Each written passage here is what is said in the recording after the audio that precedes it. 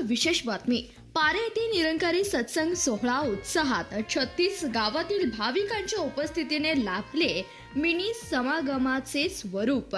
स्वच्छता अभियान, भव्य रांगोळी आणि भक्तिमय वातावरणाने पारे गाव भारावले. 1,500हून अधिक भाविकांची उपस्थिती. सांगोला तालुक्यातील पारे येथे आयोजित करण्यात आलेल्या वार्षिक निरंकारी सत्संग सोहळा आणि सेवादल युनिट नंबर 2067च्या नियोजनामुळे या कार्यक्रमाला खऱ्या अर्थाने मिनी समागमाचे स्वरूप प्राप्त झाले. 36 गावातील भाविकांच्या अलोट गर्दीत, शिस्तबद्ध नियोजनात आणि भक्तिमयाच्या रंगात हा सोहळा अत्यंत उत्साहात संपन्न झालाय. सोहळ्याची सांगता होण्यापूर्वी रविवार दिनांक 15 फेब्रुवारी रोजी निरंकारी स्वच्छता अभियान राबवण्यात आले. स्वच्छ गाव सुंदर गाव हा मंत्र जपत सेवा दलाच्या स्वयंसेवकांनी संपूर्ण गाव चकाचक केले होते. सोमवारी बाल सेवा दलाने घरोघरी जाऊन निमंत्रण पत्रिकेचे वाटप केले, तर सोशल मीडियाद्वारे सांगोला, मंगळवेढा, जत व अशा अनेक परिसरात मिशनचा संदेश पोहोचवण्यात आला. मंगळवारी सायंकाळी छत्रपती शिवाजी महाराजांच्या पुतळ्यास पुष्पहार अर्पण करून सोहळ्याची सुरुवात झाली.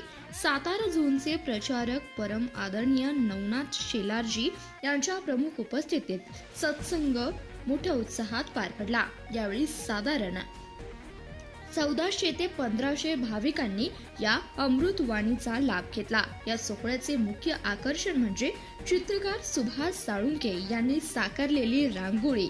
त्यांनी स्टेज समोर सद्गुरू माता सुदीक्षाजी महाराज यांचे हुबेहूब चित्र रांगोळीतून साकारले होते, ज्याने उपस्थितांच्या डोळ्यांचे पारणे फिटले.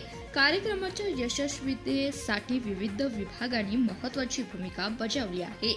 प्रकाशन व बुक सेवा मनीषा कुंभार आणि दत्तात्रय लांडगे, व्यवस्थापन गोपीनाथ शिंदे व स्वप्नील गायकवाड यांनी बैठक व्यवस्था, लंगर आणि पार्किंगचे चोख नियोजन केले. सरपंच कांचनबाई चव्हाण, महाप्रसाद सेवा देणारे अण्णासो गायकवाड आणि ध्वनी व्यवस्थेसाठी अक्षय डीजे यांनी विशेष सहकार्य केले.